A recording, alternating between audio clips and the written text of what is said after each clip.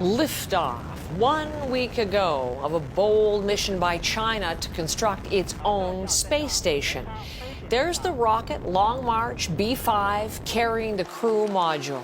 It blasted off without incident, but Houston and the world, we have a problem, potentially a big problem. The first stage of the rocket is now falling back to Earth out of control, and it will re-enter the atmosphere in the days ahead. Here's the thing, experts don't know exactly when or where. Our senior science writer is Nicole Mortellaro, who has a piece up online about this, and so glad you could give us some time. Nicole, you have your eye on the sky. What's going on with this? Yeah, so as you mentioned, this is a great achievement for China. They're launching the first part of their space station, and they're great space presence. Except that first stage, unfortunately, is they've scheduled it to have an uncontrolled reentry. And that is a problem because that's not typically what is done. It's best practice to, let the first stage either burn up in the atmosphere or you put in a different part of the orbit.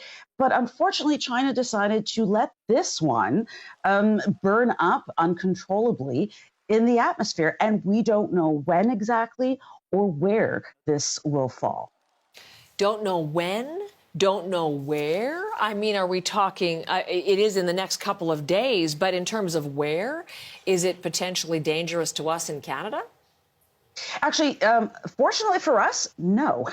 The orbit right now is 41 degrees latitude. And so, we're at the 49th parallel, and the lowest latitude that we have is the 42nd.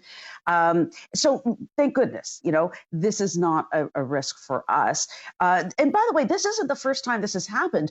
We have in 1979, the U.S. Skylab fell and landed, parts of it landed in Australia in the outback. And even for China, last month, a part of their first stage rocket, actually pieces of it fell in the Ivory Coast, and people are concerned about this. But I actually spoke with Jonathan McDowell from Harvard, and he had this to say about other concerns. Don't worry about it. This is not something for an individual to worry about, because the chance of you getting hit by something falling out of the sky somewhere on Earth, right? It's pretty slim.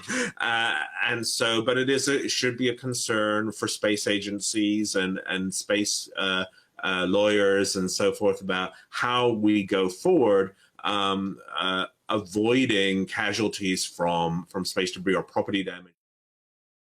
Yeah, it's good news for us. I mean, we saw something spectacular in March with SpaceX, and the pieces broke up over, the West Coast. But still, and some pieces did land, but luckily nobody was hurt, and nobody has been in history. So good news. Hope for a splashdown somewhere in the Pacific. Nicole, thank you very much.